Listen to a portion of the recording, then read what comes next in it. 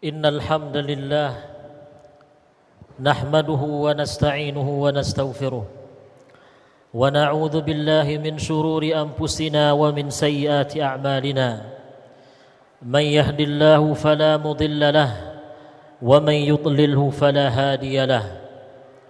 Ashhadu an la ilaha illallah wahdahu la syarika lahu wa ashhadu anna Muhammadan abduhu wa rasuluhu la nabiyya ba'dah.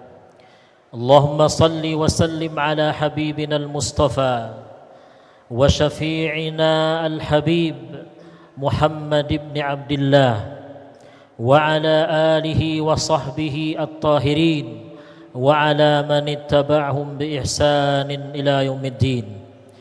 Amma ba'du fa ya ibadallah, usikum wa iyaya bi taqwallahi wa ta'atihi la'allakum tuflihun. Fattaqullaha wa ati'uhu, fattaqullaha haqqa tuqatih wa la tamutunna illa wa antum muslimun. Qala Allah ta'ala fi kitabihil karim, Bismillahirrahmanirrahim.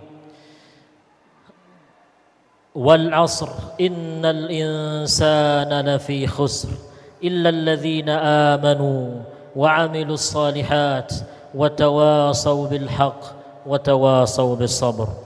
Sadaqallah wa sadaqa rasuluhu al-karim. Kaum muslimin sedang jemaah salat Jumat yang dirahmati Allah Subhanahu wa taala. Alhamdulillah, Allah Subhanahu wa taala telah memberikan satu nikmat yang dengan nikmat itu kita mampu datang dan hadir ke masjid ini. Tujuannya adalah untuk menunaikan satu kewajiban kita kepada Allah. Nikmat yang khatib maksudkan adalah nikmat taufik. Para ulama menjelaskan bahawa nikmat taufik ini maknanya adalah Allah memberikan kemampuan, Allah memberikan kekuatan kepada kita untuk bisa melakukan berbagai macam ketaatan kepada Allah Subhanahu wa taala. Maka dengan nikmat taufik itu kita mampu melaksanakan apa yang Allah perintahkan dalam Al-Quran, di mana Allah Subhanahu wa taala berfirman dalam surah Al-Jumu'ah, ya ayyuhalladzina amanu idza nudiya lis-salati min yaumil jumu'ati fas'au ila dzikrillah wa dzarul bai'. Wahai orang-orang yang telah beriman, apabila diseru untuk salat pada hari Jumat, maka bersegeralah kalian kepada zikrillah, kepada mengingat Allah Subhanahu wa taala. Dengan nikmat taufik itulah kita mampu menjalankan dan mematuhi ayat atau firman Allah ini. Kemudian kaum muslimin, tinggal lagi satu perintah, satu arahan dari Allah Subhanahu wa taala yang Allah sampaikan dalam firman-Nya yang berbunyi, Fabashshir ibadilladzina yastami'una al-qawla fayattabi'una ahsana ulaika alladzina hadahumullah wa ulaika humul muflihun wa ulaika hum ulul albab. Maka beri kabar gembiralah, kata Allah kepada Nabi Muhammad, hamba-hambaku. Siapakah hamba-hambaku itu? Allah mengatakan orang yang mau menyimak ajaran yang disampaikan oleh para ulama, yang disampaikan oleh para pemuka agama Islam, lalu mereka mengikuti apa yang terbaik dari apa yang telah disampaikan. Maka orang yang seperti ini, kata Allah, merekalah orang-orang yang diberikan hidayah oleh Allah Subhanahu wa taala. Orang-orang seperti inilah yang Jumat setiap pekannya memberikan pengaruh positif dalam kehidupannya. Setiap Jumat ada reformasi, ada perbaikan dalam kehidupannya. Kata Allah Subhanahu wa taala, ulaikal ladzina hadahumullah. Merekalah orang-orang yang Allah berikan hidayah, sehingga setiap Jumat ada perubahan-perubahan positif dalam kehidupannya. Ada tambahan-tambahan dan capaian-capaian positif dalam pengetahuan atau ilmu agamanya. Kaum muslimin sedang jamaah salat Jumat yang dirahmati Allah. Seperti yang jamak kita ketahui, saat ini umat Islam khususnya di Nusantara, di daerah kita, di negeri kita ini sedang sibuk dengan perayaan Isra dan Mi'raj.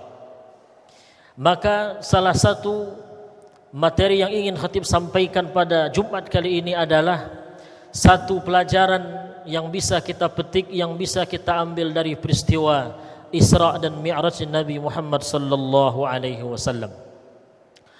Pelajaran yang ingin khatib sampaikan yang diambil dari peristiwa Isra dan Mi'raj ini berkaitan dengan satu dari sekian banyak tontonan yang dilihat dan disaksikan oleh Rasulullah sallallahu alaihi wasallam dalam perjalanan Mi'rajnya. Tontonan yang diperlihatkan kepada Nabi besar kita Muhammad sallallahu alaihi wasallam yang khatib ingin sampaikan adalah sebagaimana yang tertera dalam sebuah hadis riwayat Abu Daud. Rasulullah sallallahu alaihi wasallam menceritakan atau menyampaikan, "Lamma urija bi," tatkala saya dimi'rajkan, kata Rasulullah sallallahu alaihi wasallam, "marartu biqaumin lahum adfarun min nuhas." Saya melewati sebuah kaum, sekelompok orang yang kukunya terbuat dari nuhas, terbuat dari tembaga. Lalu apa yang mereka lakukan dengan kuku yang terbuat dari tembaga tersebut? Nabi Muhammad sallallahu alaihi wasallam menginformasikan, yakhmishuna sudurahum wa yakhmishuna wujuhahum wa sudurahum. Kuku mereka yang terbuat dari tembaga itu mereka pakai untuk mencakar wajah dan dada mereka. Sebuah peristiwa, sebuah pemandangan yang asing bagi Rasulullah sallallahu alaihi wasallam. Maka akhirnya menimbulkan pertanyaan dan penasaran dalam diri Rasulullah. Maka beliau bertanya kepada Jibril, "Faqultu man haula'i ya Jibril?" Saya bertanya, kata Rasulullah kepada Jibril, "Siapakah mereka itu wahai gerangan wahai Jibril? Siapakah mereka ini yang saya lihat dari pemandangan yang belum pernah saya lihat di muka bumi?" Maka jawaban Jibril, Jibril berkata, "Haula'il ladzina ya'kuluna luhuman nas wa yaqa'una fi a'radihim." Wahai Muhammad, orang-orang yang engkau lihat dari pemandangan tadi adalah orang-orang yang melakukan dua hal. Yang pertama, ya'kuluna luhuman nas, memakan daging sesamanya, memakan daging sesama manusia. Yang kedua, wa yaqa'una fi a'radihim, dan mereka yang merusak dan mencemarkan nama baik sesamanya. Kaum muslimin sedang jemaah salat Jumat yang dirahmati Allah. Maka apa yang dilihat oleh Nabi besar kita Muhammad sallallahu alaihi wasallam dalam peristiwa ini adalah gambaran azab yang Allah berikan kepada orang-orang yang selama di dunia tidak bertaubat dari perbuatannya yang suka mencemarkan, yang suka merusak nama baik sesamanya. Maka pada khutbah kali ini mari kita lihat seperti apa besarnya pandangan Islam, seperti apa besarnya perhatian Islam terhadap yang namanya nama baik seorang muslim dalam pandangan agama kita. Bagaimana perhatiannya Islam ini terhadap yang namanya nama baik atau harga diri. Sehingga dengan mengetahui begitu besarnya nanti perhatian Islam terhadap nama baik ini, maka mudah-mudahan kita bisa terhindar dari perbuatan, dari sikap yang mencemarkan nama baik sesama umat Islam. Kaum muslimin yang dirahmati Allah, salah satu hadis atau sunnah Rasulullah yang menunjukkan kepada kita betapa besarnya nilai nama baik atau harga diri seorang muslim di mata Allah atau dalam agama kita adalah hadis Rasulullah sallallahu alaihi wasallam yang mengatakan, "Kullul muslimi 'alal muslim haramun damuhu wa maluhu wa irduh." Kata Rasulullah sallallahu alaihi wasallam, setiap muslim haram untuk muslim yang lain. Apanya yang haram? Yang pertama kata Rasulullah, damuhu, darahnya, nyawanya. Kemudian yang kedua, wa maluh, harta bendanya, kekayaan yang dimilikinya. Dan yang ketiga, wa'irduh, harga diri atau nama baik seorang muslim. Maka dalam agama kita, wahai kaum muslimin, ada 3 hal yang derajatnya, yang kedudukannya sama-sama tinggi, sehingga tidak boleh disepelekan, tidak boleh diperhatikan satu sementara yang lain diabaikan. Yang pertama adalah nyawa, yang kedua adalah harta benda, dan yang ketiga adalah nama baik atau harga diri. Maka jangan ada lagi seorang muslim mengira nama baik itu tidak selepel dengan nyawa, tidak setinggi dengan harta. Kalau kita tahu bahwa nyawa seorang muslim itu sangat berharga, sehingga dalam agama kita ada ajaran kisos, pembalasan untuk orang yang membunuh orang lain tanpa sebab yang dibenarkan oleh Islam. Begitu juga Islam melarang kita mencuri dan mengambil harta milik orang lain tanpa ridhonya. Maka hendaknya kita sadar bahwa harga diri orang muslim, harga diri nama baik seorang muslim juga tidak kalah pentingnya, tidak kalah berharganya kalau dibandingkan dengan nyawa dan harta bendanya. Kaum muslimin yang dirahmati Allah. Kemudian hadis atau sunnah Rasulullah sallallahu alaihi wasallam berikutnya yang menggambarkan bagaimana pentingnya harga diri, betapa tingginya nama baik seorang muslim dalam kacamata agama kita adalah hadis Rasulullah sallallahu alaihi wasallam yang berbunyi, inna min arbar riba, sesungguhnya riba yang paling riba yang paling besar dosanya, yang paling besar dampaknya dari riba yang kita kenal, kata Rasulullah sallallahu alaihi wasallam, adalah al-istitalatu fi irdil muslim bighairi haq, mencemarkan, merusak nama baik seorang muslim tanpa alasan yang dibenarkan dalam agama kita. Merusak nama baik orang lain tanpa alasan yang dibenarkan dalam Islam ternyata lebih riba daripada riba yang kita kenal. Kita tahu perbuatan riba adalah dosa yang besar di antara dosa-dosa yang lainnya, tetapi ternyata wahai kaum muslimin, ada yang lebih besar dari riba itu sendiri, dan Nabi menyebutnya juga riba, yaitu mencemarkan nama baik seorang muslim. Kaum muslimin yang dirahmati Allah. Selain dari itu, hadis Rasulullah sallallahu alaihi wasallam berikut ini juga menggambarkan bagaimana besarnya kedudukan harga diri dan nama baik seorang muslim dalam agama Islam ini. Di mana dalam agama kita, kaum muslimin yang dirahmati Allah, bagi siapa yang menahan orang lain, yang mencegah orang lain mencemarkan nama baik orang lain yang dia tahu, itu ternyata ganjarannya sangat besar dalam agama kita. Rasulullah sallallahu alaihi wasallam dalam sebuah hadis mengatakan, man radda an irdi akhihi raddallahu an wajhin nar yaumal qiyamah.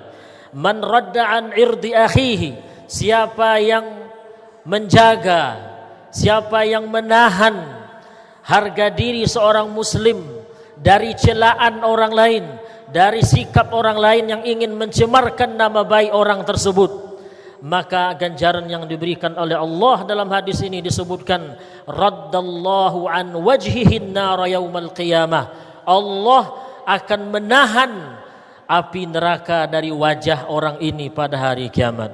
Subhanallah, ketika kita membela, menjaga nama baik orang lain yang kita lihat ingin dicemarkan oleh orang lain, lalu kita larang, kita cegah, ternyata Allah memberikan ganjaran yang luar biasa wahai kaum muslimin.